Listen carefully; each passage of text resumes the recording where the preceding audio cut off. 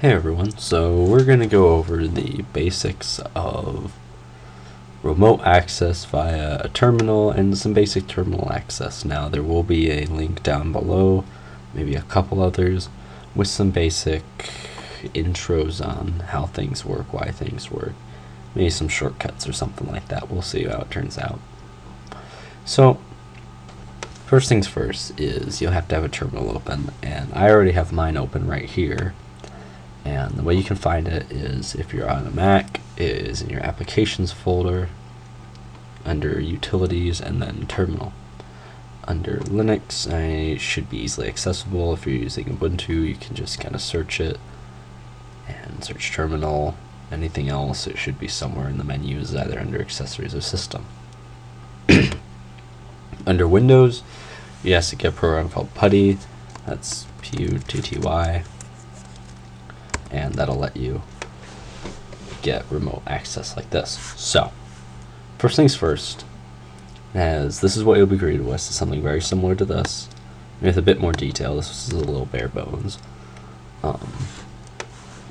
And the first thing we need to know is the command SSH, and this is secure shell. This lets us get to a terminal just like this, but instead of going to our computer, it goes to the SVI server. So we also need our username, which you should have chosen beforehand, or if you don't know it, either Kenningham or myself can let you know about what exactly you'll use as login credentials. If there's any questions, just again, techclub@pndhs.org, and we can get you hooked up with an account, work out passwords, anything like that. Alright? So you use your username. In this case, I will be using the official Tech Club admin one. That's the only one I have. I don't actually have my own. And then at svi.com. That is an @ symbol, just like an email address. You follow through that, and it will give you a password prompt. Now, when you type, it won't actually show any stars or anything. And you just type in and press enter, and whoa, suddenly stuff. And there's a command we can use called clear if you want to read some of this, and you can. And some of it's useful, some of it's not, some of it's random, some of it's not. And we will just type clear, and it'll do that. Whoa.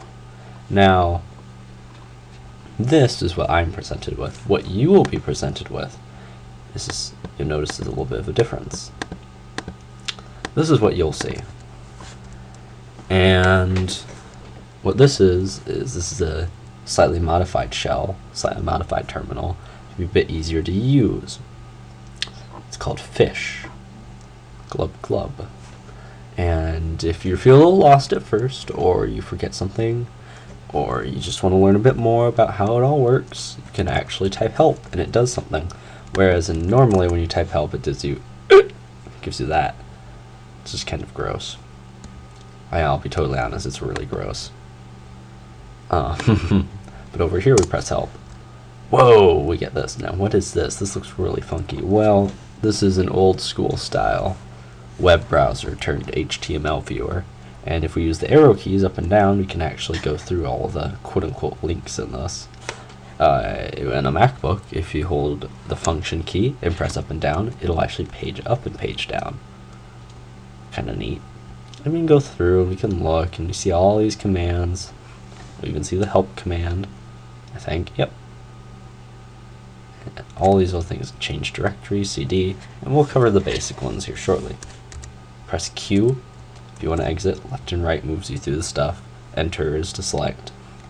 And yeah, there's some words and that's the descriptions, but Q, enter. Alright, we can clear all over again.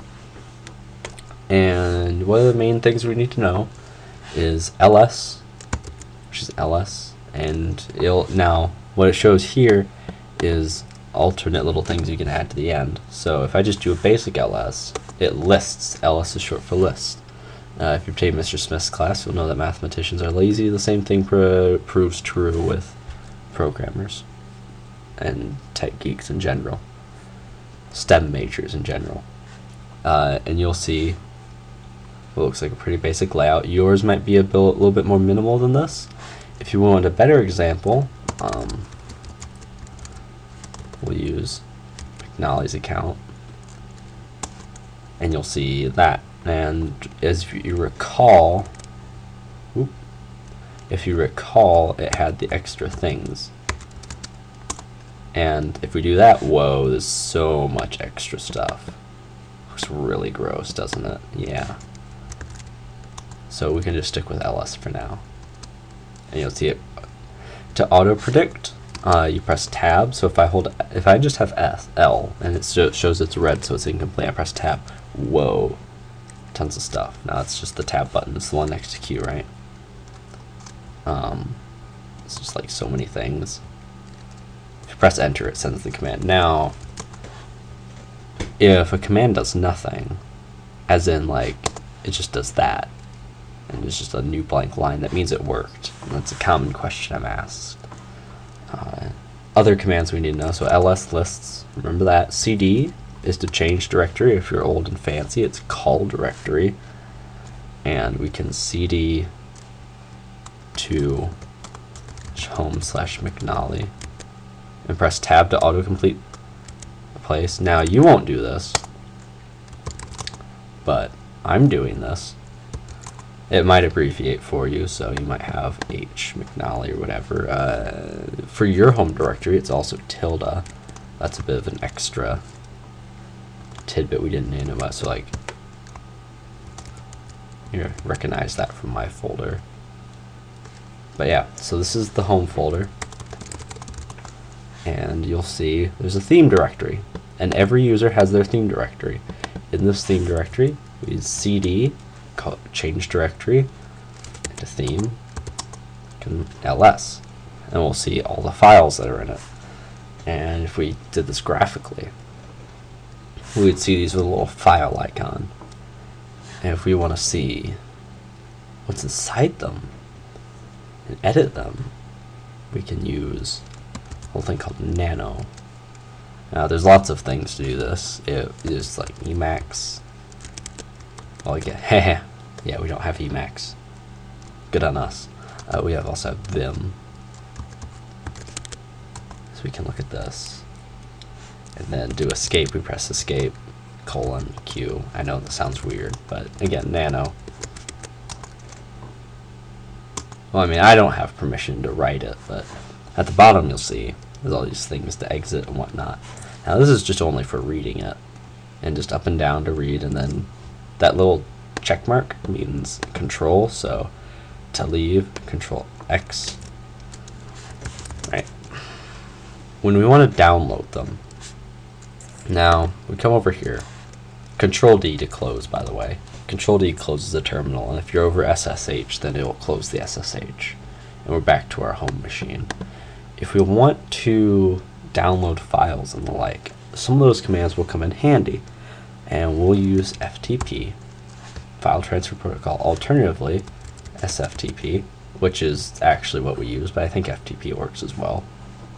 Use sFTP, and -- help is pretty common for showing help, and we'll see some stuff.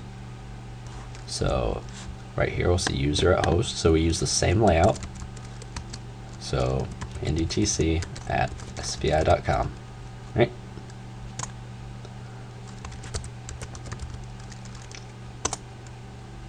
It says connected, and we can ls. Whoa.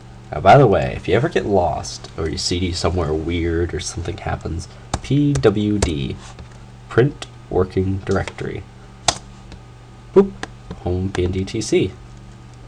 Whoa. That's my home directory.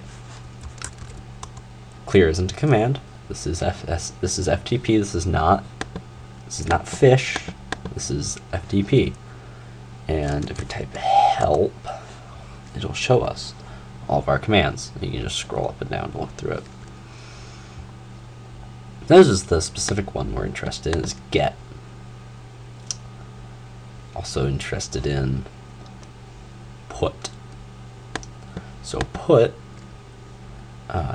what we can do is we could put, I don't actually know what a good file is, so we will make a new tab and I will touch foo.txt. And you don't need to worry about touch. I'm just doing this as an example. So we have this, so put and /home /foo.txt /home /pnd tc /foo.txt. Boop. And if we ls, we'll see that on the server there's a foo.txt. Whoa. Now if you just have a file or a folder, the same thing works, right? Right. You'll see it also gives pwd and some other things.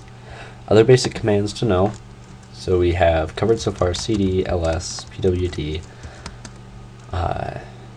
We have the control D thing, but you can't type that out. It's just control D. No on Max's, not command D.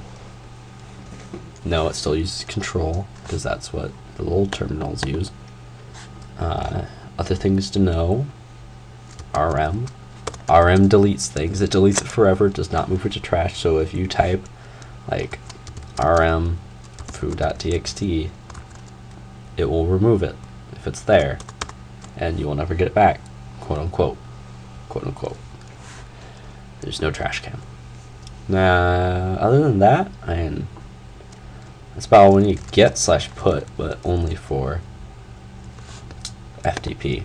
And so we could also do it conversely, where you could get foo.txt and just have to foo.txt, and then if we ls here, we'll see, well, we already had foo.txt, but it would have been copied over otherwise. Now you'll notice that has this whole slash business.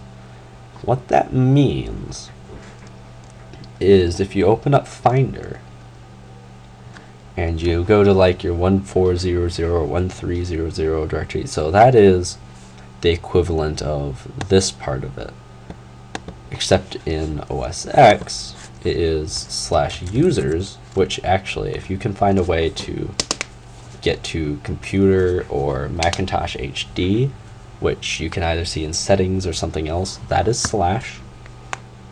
/ is the top directory. There's nothing before /. There was only /. In the beginning there was /. And there's / and then users. And then users is just the general users directory.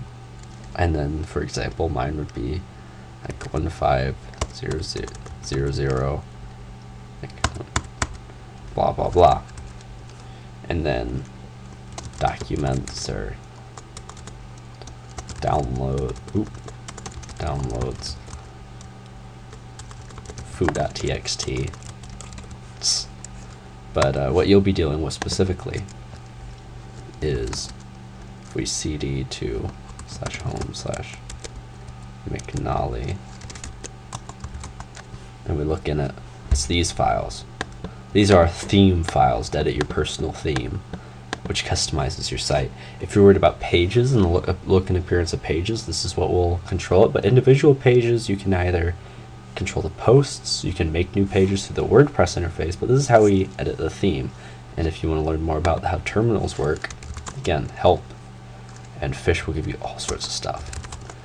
If you have any questions or any requests for future videos, just let me know and I'll put something up. I'll throw something together. For now, and yeah. Another program I mentioned was FileZilla. If you wish to use FileZilla, by all means, the same format works. It should say host, and you can put svi.com, and then username, you put your username. Port should stay the same as what they give you. And then password is the password for your shell account, which should be the same as your SVI password for WordPress, unless it was randomized, in which case I'll either let you know, or if you don't know, just ask me. Alright, thank you for watching, and hopefully we get part 3, whatever that may be, up soon. Send your requests to techclub@pndhs.org or sean.hinchy@pndhs.org. Thank you.